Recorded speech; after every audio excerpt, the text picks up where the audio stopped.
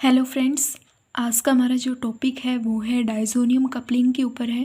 डाइज़ोनियम coupling reaction के ऊपर है, जो कि एरोमेटिक इलेक्ट्रोफिलिक सब्स्टिट्यूशन का टॉपिक है, जिसके अंदर हम स्टडी कर रहे हैं नीम रिएक्शन। इससे पहले वाले वीडियो लेक्चर के अंदर हमने गटरमान कोच रिएक्शन के बारे में स्टडी कर लिया था। आज का हमारा जो टॉपिक है वो है डाइज़ोनियम कपलिंग।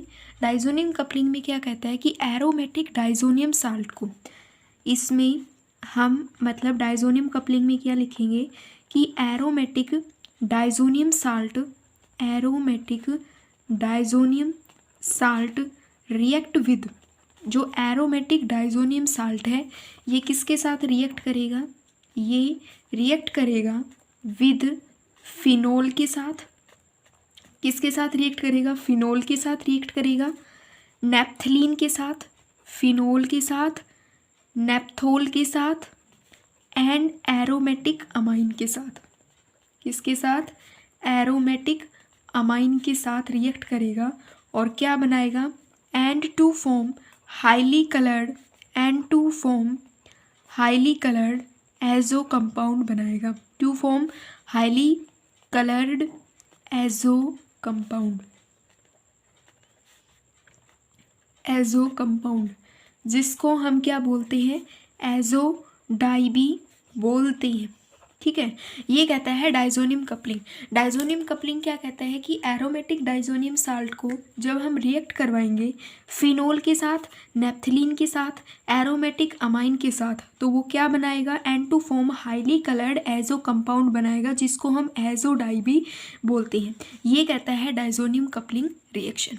इसमें रिएक्शन कैसे होगी और उसका मैकेनिज्म क्या है?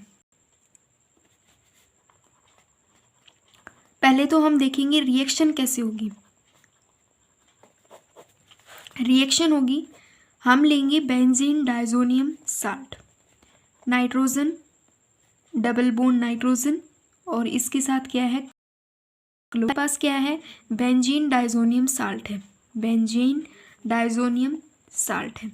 जब ये यहाँ से बॉन्ड को ब्रेक करेगा तो इसके ऊपर आएगा नेगेटिव, इसके ऊपर आएगा पॉजिटिव, और यहाँ पे ट्रिपल बॉन्ड को एक्वायर कर लेगा, जिससे नाइट्रोजन, ट्रिपल बॉन्ड नाइट्रोजन, और इसके ऊपर क्या होगा? पॉजिटिव चार्ज होगा। अभी ये जो डाइज़ोनियम साल्ट है ये किसके ऊपर रिएक्ट करेगा? किसी भी नेप्थलीन या फिर कोई फिनोल ग्रुप के ऊपर रिएक्ट करेगा। जैसे कि ये हमारे पास क्या है? फिनोल है, और ये बेंजीन डाइज़ोनियम साल्ट रिएक्ट करेगा फिनोल की पैरा पोजीशन के यहाँ पे अटैक करेगा। ठीक है, और अटैक करने के बाद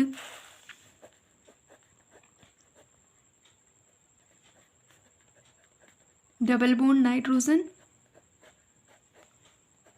यहाँ पे OH बनेगा। ये हमारा प्रोडक्ट एजो कंपाउंड की फॉर्मेशन हो चुकी है। ये हमारा क्या बन गया? एजो कंपाउंड बन गया है। अब इसका हम देखते हैं मैकेनिज्म कैसे होगा इस रिएक्शन का। सबसे पहले तो हमने देखा कि किस प्रकार से हम साल्ट को, बेंजीन डाइज़ोनियम साल्ट को प्रोड्यूस करवाएंगे। तो ये तो हमारे पास रिएक्शन है ही, मतलब ये तो हमारे पास कंपाउंड है ही, नाइट्रोजन, ट्रिपल बॉन्ड नाइट्रोजन, और इसके ऊपर क्या है? पॉजिटिव चार्ज है। प्लस में हमारे पास क्या है? फिनोल है। ठीक है, क्या है? फिनोल है। देखो, यहाँ से जब बेंजीन की मतलब नाइट्रोजन ऑक्सीजन के ऊपर जो लोन पेयर है वो यहाँ पे डोनेट होगा, ये बॉन्ड यहाँ पे माइग्रेट करेगा और ये बॉन्ड यहाँ पे माइग्रेट करेगा। ठीक है, जैसे ही ये माइग्रेट करेगा तो इसका पॉजिटिव जो एज ए एक्ट करेगा, किसके जैसे? इलेक्ट्रोफिल के जैसे ये एक्ट करेगा, और यहाँ पे ये इसके साथ अटैच हो जाएगा due to donation of bond के कारण। तो जो बनेगी कुछ इस प्रकार से बनेगी, नाइट्रोजन डबल बॉन्ड नाइट्रोजन, क्योंकि एक बॉन्ड यहाँ पे शिफ्ट हो जाएगा। ठीक है, ये हो गया बेंजीन और OH का ग्रुप हो गया, डबल बॉन्ड, एक बॉन्ड यहाँ पे, और ये बॉन्ड तो यहाँ पे है ही, और यहाँ पे ये क्या है? हाइड्रोजन है। ठीक है। अब क्या होगा कि ये वाला जो हाइड्रोजन है ये यहाँ पे, ये वाला जो बॉन्ड है यहाँ पे शिफ्ट होगा, ये H पॉजिटिव की फॉर्म में बाहर निकल जाएगा, और ये वाला बॉन्ड यहाँ पे शिफ्ट होगा, और ये वाला बॉन्ड यहाँ पे शिफ्ट हो जाएगा। तो हमारी कपलिंग जो रिएक्शन है वो कंप्लीट हो जाएगी, कपलिंग रिएक्शन कंप्लीट होगी। ऐसे नाइट्रोजन, एक बॉन्ड यहाँ पे, एक यहाँ पे, एक यहाँ पे, और ये बन गया OH ग्रुप। तो ये हमारा क्या बन गया, एजो कंपाउंड की फॉर्मेशन हो चुकी है। और ये हमारी कौन सी रिएक्शन है, बेंजीन डाइजोनियम कपलिंग रिएक्शन है। ठीक है, डाइजोनियम कपलिंग रिएक्शन भी बोल सकते हैं हम इसको। नेक्स्ट इसमें और भी रिएक्शन है, जैसे कि अगली रिएक्शन है बेंजीन डाइजोनियम का साल्ट है, इसकी रिएक्शन अल्फा नेप्थलीन के साथ। ये हमारा क्या बनता है, अल्फा नेप्थलीन है, इसके साथ इसकी क्या हो, रिएक्शन हो। ये क्या है, अल्फा नेप्थलीन है, इसके साथ इसकी रिएक्शन होगी तो कैसे होगी, ये तो क्लोरीन नेगेटिव है, एक्ट करेगा एज ए न्यूक्लियोफिल के जैसे, बाहर निकल जाएगा। ये जो पॉजिटिव है ये इसके, इस ग्रुप के कहाँ पे अटैक करेगा, इसकी पैरा पोजीशन के ऊपर आके, सॉरी ये गलत है, यहाँ पे OH ग्रुप आएगा। ये जो डाइजोनियम साल्ट है ये इसके पैरा पोजीशन पे यहाँ पे अटैक करने के बाद जो प्रोडक्ट बनेगा हमारा कुछ इस प्रकार से बनेगा। ये होगा OH ग्रुप, यहाँ पे नाइट्रोजन डबल बॉन्ड क्या होगा, नाइट्रोजन लगेगा, और ये हमारी एक बेंजीन की रिंग बन जाएगी। तो ये थी डाइजोनियम कपलिंग की name reaction, sorry electrophilic substitution की नेम रिएक्शन, जिसमें हमने स्टडी किया है डाइजोनियम कपलिंग, उसकी रिएक्शन मैकेनिज्म और एक और नई रिएक्शन के बारे में। नेक्स्ट जो नेम रिएक्शन है वो है बिस्लर नेप्लेट्स्की रिएक्शन। बिस्लर नेप्लेट्स्की रिएक्शन, इसके अंदर क्या कहता है कि इन दिस रिएक्शन के अंदर बीटा फिनाइल इथाइल अमाइड को जब हम एंडरगो साइक्लोहाइड्रेशन के अंदर जाती है with the presence of the phosphorus POCl3, जिसको हम फॉस्फोरस ऑक्सीक्लोराइड की प्रेजेंस में ये रिएक्शन होगी, और हमें जो प्रोडक्ट मिलेगा वो मिलेगा डाईहाइड्रो आइसोक्यूनिलीन मिलेगा। रिएक्शन क्या होगी, रिएक्शन होती है, इसको हम क्या बोलेंगे वो देखो, हमारे पास सबस्ट्रेट होता है नाइट्रोजन, यहाँ पे हाइड्रोजन, कार्बन डबल ऑक्सीजन, ये हो गया R ग्रुप। इसका नेम क्या है, बीटा फिनाइल इथाइल अमाइड को जब हम किसके साथ रिएक्शन करवाएंगे, in the presence of oxychloride की प्रेजेंस में जब इसको रिएक्शन करवाएंगे। ठीक है, यहाँ से क्या होगा, ये एक्ट करेगा एज ए इलेक्ट्रोफिल के जैसे भी एक्ट करेगा, यहाँ से एक क्लोरीन क्या होगा, बाहर निकलेगा, तो ये क्या बनेगा, हमारा POCl2 पॉजिटिव बनेगा। ठीक है, अब इसका हम आगे क्या करवाएंगे, साइक्लो डिहाइड्रेशन करवाएंगे। कैसे करवाएंगे कि बेंजीन में ये हमारा क्या हो गया है, एक इलेक्ट्रोफिल जनरेट हो चुका है, ये बॉन्ड यहाँ पे शिफ्ट होगा। ठीक है, ये बॉन्ड जब यहाँ पे शिफ्ट होगा तो जो ये इलेक्ट्रोफिल है इस नेगेटिव के ऊपर, यहाँ पे ये क्या है कि इलेक्ट्रॉन रिच है, और ये क्या है, इलेक्ट्रॉन डेफिशिएंट है, ये आके इसके ऊपर अटैक करेगा। तो रिएक्शन कुछ इस प्रकार से बनेगी, नाइट्रोजन के साथ डबल बॉन्ड बना लेगा कार्बन की, इसकी वैलेंसी भी तो कंप्लीट करनी है, हाइड्रोजन और ऑक्सीजन POCl2। ठीक है, इसके साथ ये क्या होगा, R ग्रुप। अब जो बेंजीन के, इस वाली बेंजीन का जो बॉन्ड है वो यहाँ पे शिफ्ट का इसके ऊपर अटैक करेगा। किस लिए अटैक करेगा, रिंग की फॉर्मेशन करवाने के लिए। रिंग की फॉर्मेशन कैसे कराए, ये बॉन्ड यहाँ पे आ गया, मतलब ये वाला बॉन्ड जब इस पे शिफ्ट करेगा तो इस पे एक हाइड्रोजन भी तो प्रेजेंट है। ठीक है, यहाँ पे कार्बन हो गया, एक साइड R ग्रुप हो गया, एक साइड ऑक्सीजन, फॉस्फोरस ऑक्सीक्लोराइड, और ये हो गया नाइट्रोजन, इसका हो गया हाइड्रोजन। अभी ये जो बॉन्ड था ये मतलब ब्रेक हो गया, अभी ये सिंगल बन जाएगा। अब आगे रिएक्शन क्या होगी, यहाँ इसके ऊपर क्या हुआ है, कार्बोकैटायन जनरेट हुआ है, यहाँ से ये प्रोटॉन बाहर जाएगा तो ये वाला बॉन्ड वापस से इस पे रीस्टोर हो जाएगा। रीस्टोर होने के बाद बेंजीन की रिंग कंप्लीट हो गई, मतलब इसमें बॉन्ड कंप्लीट हो गए हैं, नाइट्रोजन, हाइड्रोजन, कार्बन, और एक side R group alkyl group हो गया, ऑक्सीजन, फॉस्फोक्लोराइड। ठीक है, अब क्या होगा कि यहाँ से ये जो प्रोटॉन है ये बाहर निकलेगा।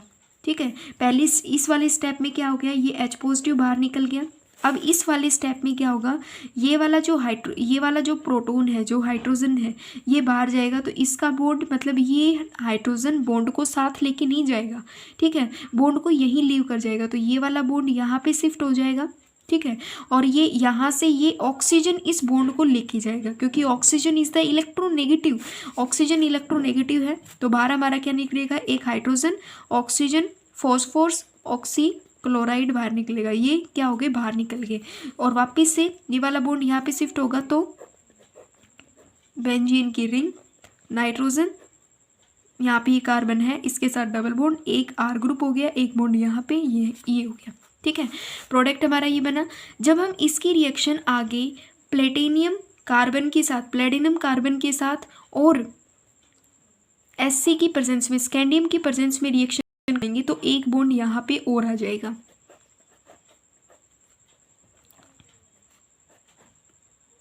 नाइट्रोजन, कार्बन और एक एल्काइल ग्रुप, ये बॉन्ड यहाँ पे, ये वाला यहाँ पे, तो हमारे पास प्रोडक्ट क्या मिला है हमें, डाई हाइड्रो आइसोक्यूनिलीन हमें क्या मिला है, प्रोडक्ट हमारा ऑब्टेन्ड हो चुका है, ठीक है, ये हमारा क्या मिला है हमें, डाई हाइड्रोक्सी आइसोक्यूनिलीन हमें हमारा प्रोडक्ट मिला है। तो ये हमारी थी बिस्लियर नेप्लेस्की की रिएक्शन थी, जिसमें सबसे पहले हमने क्या देखा कि बीटा फिनाइल इथाइल अमाइड की रिएक्शन जब हम इसकी फॉस्फोरस ऑक्सीक्लोराइड के साथ करवाएंगे तो हमें जो प्रोडक्ट मिलेगा वो डाई हाइड्रो आइसोक्यूनिलीन प्रोडक्ट मिलेगा। तो आई होप आपको होगा। नेक्स्ट जो नेम रिएक्शन है इलेक्ट्रोफिलिक सब्स्टिट्यूशन में वो है फ्राइज रीअरेंजमेंट रिएक्शन। अभी देखो फ्राइज रीअरेंजमेंट क्या कहता है, फ्राइज रीअरेंजमेंट कहता है कि इस रिएक्शन में हम कोई रिएक्शन नहीं करवाएंगे इसमें, बल्कि इसमें हम रीअरेंजमेंट करवाएंगे फिनोलिक एस्टर का, ठीक है। तो हम यहाँ पे लिखेंगे फ्राइज रीअरेंजमेंट क्या होता है, द रीअरेंजमेंट्स ऑफ, इसके अंदर क्या होता है, रीअरेंजमेंट होता है, the rearrangements of phenolic ester, इसके अंदर हम रीअरेंजमेंट करवाएंगे फिनोलिक एस्टर का इनटू ऑर्थो पैरा पोजीशन के ऊपर, कि हम फिनोलिक जो एस्टर है इसका रीअरेंज करवा देंगे ऑर्थो पैरा पोजीशन के ऊपर, ऑर्थो पैरा हाइड्रोक्सी कीटोन की फॉर्म में, मतलब जो अपना फिनोलिक एस्टर है इसकी हम रीअरेंजमेंट करवा देंगे ऑर्थो पैरा पोजीशन के ऊपर, और वो जब रीअरेंजमेंट होगा के टाइम प्रोडक्ट जो बनेगा वो हाइड्रोक्सी कीटोन बनेगा। और जब हम और इस रिएक्शन को हम किसकी प्रेजेंस में मतलब रिएक्शन करवाएंगे, जो अपना फ्रीडल क्राफ्ट एसाइलेशन जब हमने रिएक्शन करवाई थी और वहाँ पे जो इस कैटलिस्ट का यूज़ हुआ था, वहाँ पे कैटलिस्ट क्या था, ल्यूविस एसिड था, AlCl3 की प्रेजेंस में फ्रीडल क्राफ्ट की रिएक्शन हुई थी। तो इसमें भी मतलब जब हम रीअरेंजमेंट करवाएंगे, फ्राइज रीअरेंजमेंट की जब हम रिएक्शन करवाएंगे तो ये रिएक्शन फ्रीडल क्राफ्ट एसाइलेशन का जो कैटलिस्ट है AlCl3 की प्रेजेंस में ये रिएक्शन होगी, और प्रोडक्ट का जो अपना जो एस्टर ग्रुप है उसकी रीअरेंजमेंट हो जाएगी ऑर्थो पैरा पोजीशन के ऊपर। तो ये रिएक्शन कैसी होगी, पहले तो इसका रिएक्शन देखो। रिएक्शन में क्या है, अपने पास फिनोलिक एस्टर है, ठीक है, OC बेंजीन OCOR ग्रुप है। जब हम इसकी रिएक्शन लीविस एसिड की प्रेजेंस में AlCl3 की प्रेजेंस में जब हम इसकी रिएक्शन करवाएंगे और इसको हीट करेंगे at the 60 degree Celsius temperature पे या फिर एट 160 डिग्री सेल्सियस टेम्परेचर पे, अगर आप इसको 60 डिग्री सेल्सियस टेम्परेचर पे हीट करोगे तो आपके पास जो प्रोडक्ट बनेगा वो पैरा आइसोमर का मिलेगा, ठीक है। आपको जो प्रोडक्ट मिलेगा वो मिलेगा, ठीक है, पैरा आइसोमर को मिलेगा। अगर आप इसको एट और हाई टेम्परेचर के ऊपर इस रिएक्शन को करवाओगे एट 160 डिग्री सेल्सियस टेम्परेचर पे, तो आपको जो प्रोडक्ट मिलेगा वो ऑर्थो पैरा पोजीशन का मिलेगा, COR ग्रुप, और यहाँ पे क्या हो गया OH ग्रुप, ठीक है। यहाँ पे हम लिख सकते हैं कि जनरली तो ये रिएक्शन लो टेम्परेचर के ऊपर अगर होगी, मतलब मान लो 60 डिग्री सेल्सियस पे अगर ये रिएक्शन होती है तो वहाँ पे किसके लिए फेवर होगी, favour the formation of para, वहाँ पे पैरा आइसोमर मिलेगा हमें, क्या मिलेगा, पैरा प्रोडक्ट मिलेगा। ठीक है, अगर ये इस रिएक्शन को आप और हाई टेम्परेचर के ऊपर करवाओगे, एट 160 डिग्री सेल्सियस के ऊपर करवाओगे, तो इसके लिए क्या फेवर होगा, ऑर्थो आइसोमर फेवर होगा। ठीक है, ऑर्थो मतलब ऑर्थो प्रोडक्ट बनेगा हमारा। नेक्स्ट अब हम इसकी करते हैं mechanism of this reaction. Mechanism of the fries rearrangement की रिएक्शन के का मैकेनिज्म क्या होगा। मैकेनिज्म इस जिस प्रकार से अपन ने एरेनियम आयन मैकेनिज्म किया था कि सबसे पहले हम इलेक्ट्रोफिल को जनरेट करवाएंगे, फिर इलेक्ट्रोफिल को अटैक करवाएंगे, ऐसे ही ये रिएक्शंस होती हैं। बट इसमें ध्यान ये रखना है कि हम इनको किस नेम रिएक्शन का नाम दे रहे हैं। इलेक्ट्रोफिलिक सब्स्टिट्यूशन की नेम रिएक्शन है, उसके अंदर हमने इनको काउंट किया है। अब जब आप इस रिएक्शन को मतलब जब आप फिनोलिक एस्टर की रिएक्शन को जब आप फ्राइज रीअरेंजमेंट को करवा रहे होते हो, तो जो आपका फिनोलिक एस्टर है वो 2 टाइप की रिएक्शन शो करेगा। मतलब इसमें 2 टाइप के मैकेनिज्म होंगे, एक होगा इंट्रामोलिकुलर मैकेनिज्म और एक होगा इंट्रामोलिकुलर मैकेनिज्म। जो इंटरमोलिकुलर मैकेनिज्म होता है वो तो आपका मतलब at the presence of catalyst की प्रेजेंस में होगा, AlCl। जब आप इंट्रामोलिकुलर मैकेनिज्म की रिएक्शन करवाओगे उस टाइम पे फ्राइज रीअरेंजमेंट आपका किसी कैटलिस्ट की प्रेजेंस में नहीं होगा, बल्कि वो HV मतलब UV रेडिएशन की प्रेजेंस में जब ये रिएक्शन कंप्लीट होगी आपकी। ठीक है, UV रेडिएशन की प्रेजेंस में होगी।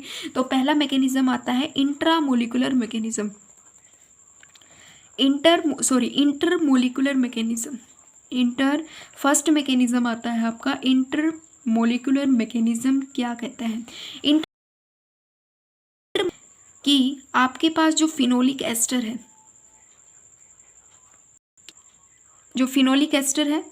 ठीक है, जब आप इसकी reaction Friedel Crafts acylation catalyst की प्रेजेंस में रिएक्शन को करवाओगे,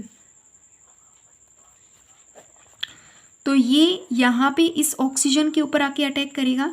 इस कंडीशन पे इस एल्यूमिनियम पे क्या है, पॉजिटिव चार्ज है। ठीक है, बट जैसे ही ये अटैकिंग ऑफ ऑक्सीजन पे अटैक करने के बाद AlCl3 के ऊपर क्या आ जाएगा, नेगेटिव चार्ज आ जाएगा। ठीक है, क्या आ जाएगा, इस पे नेगेटिव चार्ज आएगा और COR और इस ऑक्सीजन के ऊपर क्या आ जाएगा, पॉजिटिव चार्ज आ जाएगा। अब यहाँ पे ऑक्सीजन के ऊपर पॉजिटिव चार्ज तो अनस्टेबल होता है, अनस्टेबल को स्टेबल बनाने के लिए हम क्या करेंगे, ये क्या है आपका COR बॉन्ड है, ये बॉन्ड यहाँ से लीव करेगा। ठीक है, और ये वाला जो बॉन्ड है यहाँ पे छोड़ेगा, तो ऑक्सीजन के ऊपर जो नेगेटिव चार्ज है, जो ऑक्सीजन पे जो नेगेटिव चार्ज है वो क्या हो जाएगा, न्यूट्रल हो जाएगा। तो आपका ये क्या जनरेट होगा, एक्ट एज एक इलेक्ट्रोफिल जनरेट होगा। ठीक है, और ये electrophile according to the resonance के अकॉर्डिंग ये वाला बॉन्ड फिर यहाँ पे शिफ्ट होगा। देखो कैसे, यहाँ पे क्या बचेगा आपके पास, ऑक्सीजन और एल्यूमिनियम, तो क्या रहेगा, नेगेटिव चार्ज ही रहेगा। ऑक्सीजन का जो पॉजिटिव चार्ज था वो न्यूट्रलाइज हो गया। अब क्या होगा कि ये वाला जो बॉन्ड है यहाँ पे शिफ्ट होगा और जो COR आपके पास जो पॉजिटिव है, जो एज ए इलेक्ट्रोफिल के जैसे एक्ट कर रहा है, वो इस ऑर्थो पोजिशन पे अटैक करेगा। तो यहाँ पे एक हाइड्रोजन भी तो प्रेजेंट है और ये यहाँ पे शिफ्ट होगा, तो यहाँ इस वाले कार्बन पे पॉजिटिव चार्ज जनरेट होगा, कार्बोकैटायन जनरेट होगा। ये वाला बॉन्ड, ये वाले बॉन्ड एज इट इज रहेंगे। ये क्या हो गया आपके पास, यहाँ पे क्या होगा, कार्बन ऑक्सीजन R ग्रुप हो गया है। ठीक है, अब नेक्स्ट रिएक्शन क्या होगी वो देखो। नेक्स्ट रिएक्शन में होगी ये वाला जो हाइड्रोजन है आपका, ये यहाँ पे बॉन्ड मतलब ये इसमें रेजोनेंस इंटरमेडिकेट होगी। ड्यूरिंग रेजोनेंस इंटरमेडिकेट के टाइम पे हाइड्रोजन, ये वाला जो हाइड्रोजन है लीव कर जाएगा और ये बॉन्ड यहाँ पे शिफ्ट हो जाएगा। शिफ्ट होगा कैसे, यहाँ पे बॉन्ड मतलब ये शिफ्ट हो चुके हैं, ये क्या बनेगा, C ऑक्सीजन R ग्रुप होगा और इसके ऊपर क्या होगा, ऑक्सीजन Cl3 बनेगा। ठीक है, अब आगे इसमें हम रिएक्शन को कैसे करवाएंगे, इसकी reaction in the presence of, अब हम यहाँ से क्या करेंगे, जब वो प्रोटॉन बाहर गया था, यहाँ से जो ये प्रोटॉन बाहर गया है, ये सिंपल प्रोटॉन बाहर नहीं जाएगा, इस AlCl से एक क्लोरीन को बाहर निकालेगा। तो क्या बनेगा, अपना एक HCl बाहर निकलेगा, जिससे ऑक्सीजन के ऊपर क्या होगा, ऑक्सीजन AlCl2 बनेगा। यहाँ पे क्या होगा, COR ग्रुप होगा और ये रेजोनेंस शो करेगा। इसके बाद होगा आपको जब दोबारा से इस रिएक्शन में जब हाइड्रोलाइसिस करवाओगे तो ये तो आपका कैटलिस्ट था, ये बाहर लीव कर जाएगा और इसका कोई रोल नहीं होता है। कैटलिस्ट कभी भी प्रोडक्ट मतलब सबस्ट्रेट में प्रोडक्ट फॉर्मेशन में इसका यूज़ नहीं होता है। अब यहाँ पे क्या होगा, ये H पॉजिटिव प्लस में OH नेगेटिव की फॉर्म में टूटेगा। तो जो ये हाइड्रोजन है ये इस ऑक्सीजन के ऊपर प्रेजेंट नेगेटिव चार्ज की तरफ अट्रैक्ट होगा और यहाँ पे फिनोल बना लेगा और ये जो COR ग्रुप है ये अपना प्रेजेंट होता ही है। ठीक है, यहाँ पे क्या होगा कि एनी फैक्टर जो इंक्रीज करते हैं stability of acyl cation also increase होती है reactivity of substrate for the rearrangement. अगर आप रिएक्शन करवा रहे हो, एरोमेटिक रिंग है आपके पास, ऑक्सीजन COCH3, अगर आपका ग्रुप मतलब COR ग्रुप है, ठीक है, इस टाइम पे ये क्या होगा, आपका विल बी लेस रिएक्टिव होगा किससे, then aromatic oxygen CO benzene वाली रिंग से C6H5 से, ये आपका ज़्यादा रिएक्टिव होता है देन इससे। ठीक है, नेक्स्ट आता है आपके पास कौन सा मैकेनिज्म आता है, ये तो क्या था, इंटरमोलिकुलर मैकेनिज्म था। अब आपके पास आता है इंट्रामोलिकुलर मैकेनिज्म। क्या होता है इंट्रामोलिकुलर में, क्या होगा, इंट्रामोलिकुलर कहती है कि फिनोलिक एस्टर की रिएक्शन किसी भी कैटालिस्ट की प्रेजेंस में नहीं हो बल्कि HV मीन्स अल्ट्रावायलेट रेडिएशन की प्रेजेंस में ये रिएक्शन होगी और यहाँ पे ये अपने अपने यहाँ से बॉन्ड ब्रेक होगा, ऑक्सीजन के पास अपना बॉन्ड होगा, इसके पास अपना बॉन्ड होगा और ये फिर यहाँ पे अटैक करेगा, आपका सिंपल वही रिएक्शन हो जाएगा और ये वाला बॉन्ड यहाँ पे शिफ्ट होगा जिससे ऑक्सीजन के ऊपर डबल बॉन्ड आएगा, यहाँ पे COR ग्रुप बनेगा और जो प्रोटॉन था वो मतलब यहाँ से H पॉजिटिव है वो बाहर निकल जाने के बाद बॉन्ड वापस से शिफ्ट होगा।